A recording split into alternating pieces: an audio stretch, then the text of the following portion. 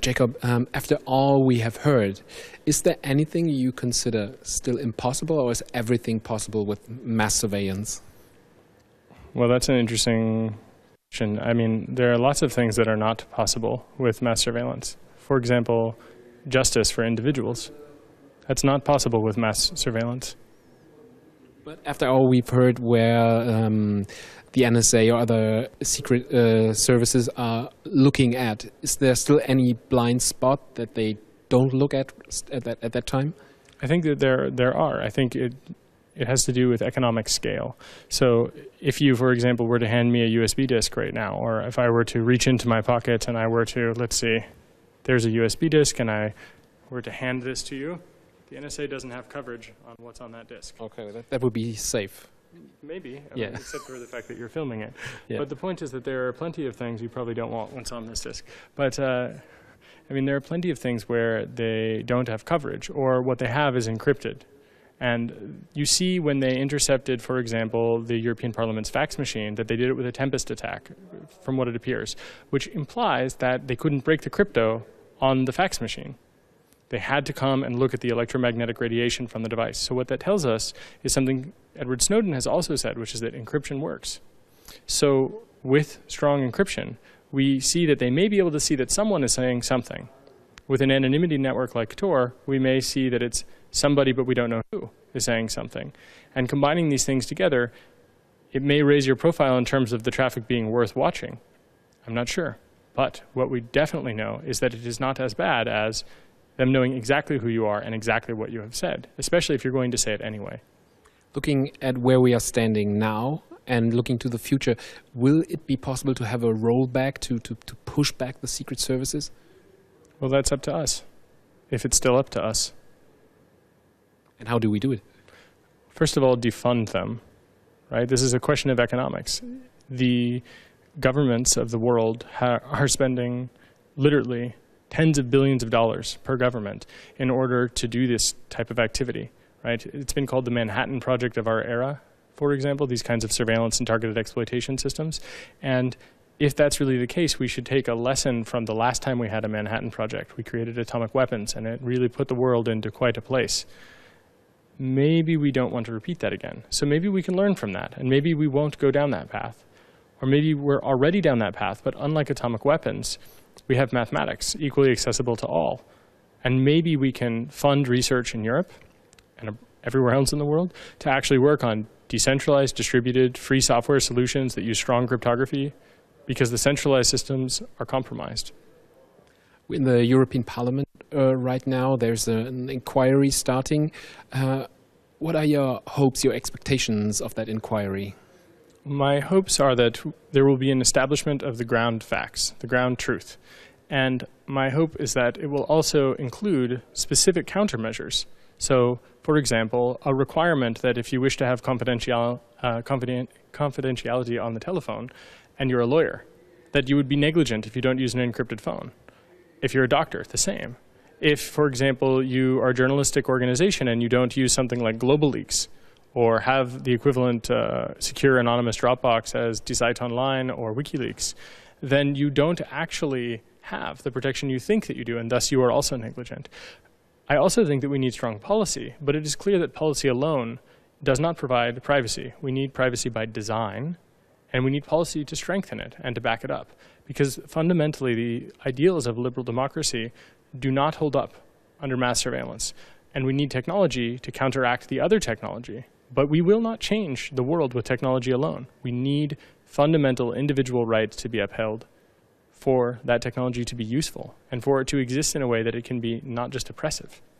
Do you think, for example, the NSA looking at the European Union doing some kind of inquiry, will they laugh about it? I'm sure that they laugh about a lot of things, mostly because they don't just hear the inquiry. They hear what everybody says when they leave the room, too, and probably in every room in this building. I mean, obviously that's mostly a joke, but I wonder how true it is. Why aren't there teams right now that are sweeping these buildings? Why aren't these teams finding the same vulnerabilities for Tempest attacks and fixing them?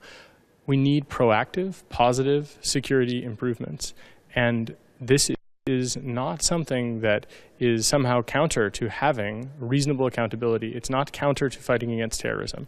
It is counter to the kind of terrorism that the surveillance states actually creates in every person's life, which is not proportional, is not balanced, and is usually completely illegal. What advice would you give to citizens? What can we do? Well, there are a couple things, but one of them is to think about the risk and the choice. For example, there is the inherently selfish argument that I have nothing to hide. Well, it is true that I may not be ill. It may be true that I am not blind. I still want to live in a world that has hospitals. I still want to live on a street which has accessibility for blind people. And it is also the case that I want to have a world where everyone has privacy and thus dignity, confidentiality, and integrity in their daily lives without having to ask for it, to beg it from a master. Because it is the case that when you ask someone for those things, they may not grant them. And then you will know you are not free. So what can people do? First, they can declare themselves to be free. And secondly, they can declare it by using strong encryption when they use telephones, by talking to journalists about the things that they experience, by actually taking steps to defund organizations that fundamentally violate the Grundgesetz, that reinterpret the G10 privacy laws that are criminal in nature, and that contribute to further criminal actions, such as the targeting of civilians with drones, which is what has happened with this surveillance data. And if that is true, there should be people who are prosecuted for it. Governments should fall over those types of actions. And it is each and every one of us that gets to make that choice every day. You moved to Berlin because you don't want to, for the time now, you don't want to live in the US. Maybe you could describe your, let's say, experience with your government.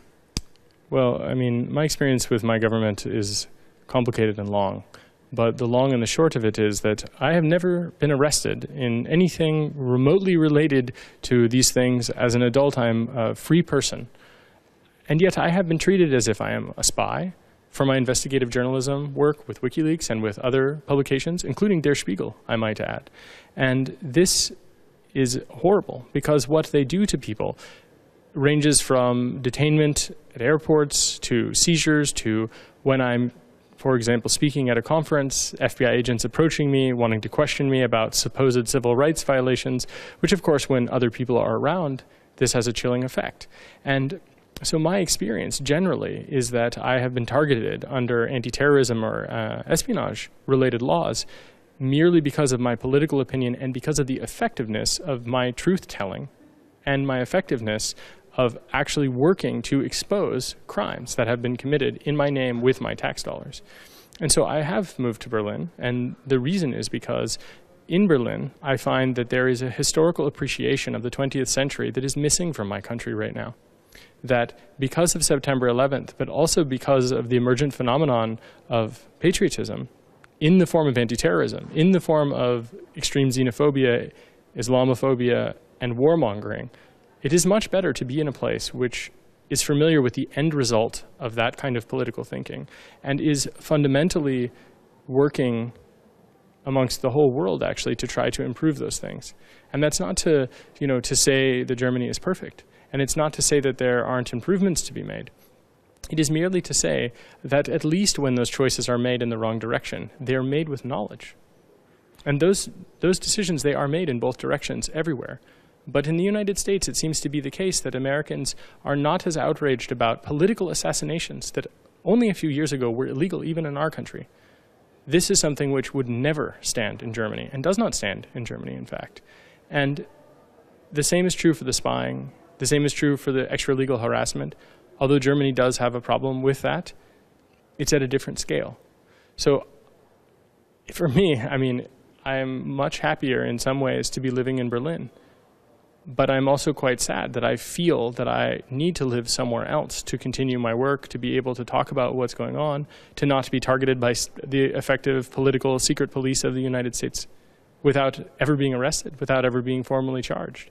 And the things that have happened to my family members and the things that have happened to me personally are beyond the pale in their illegality, but also in terms of their psychological impact. And in Germany, there's a word for it, Zersetzung. And this is something that no one should need to live through. And that is exactly the reason that I have stopped subjecting myself to it. But I don't really consider it much of a choice. I consider it more of a moral duty to continue to work on these things. And I know that Glenn Greenwald and Laura Poitras and other people, they have the same. And they've made similar choices. It should not be this way. We should not have to make these kinds of choices. But while we are making these choices, I hope that we are creating more of a debate, more of a discussion, but that we're also making more of the historical stories, more of the important outcomes of that historical context accessible to people. And I'm hopeful that by living in Berlin, at least for a while, my German will improve too.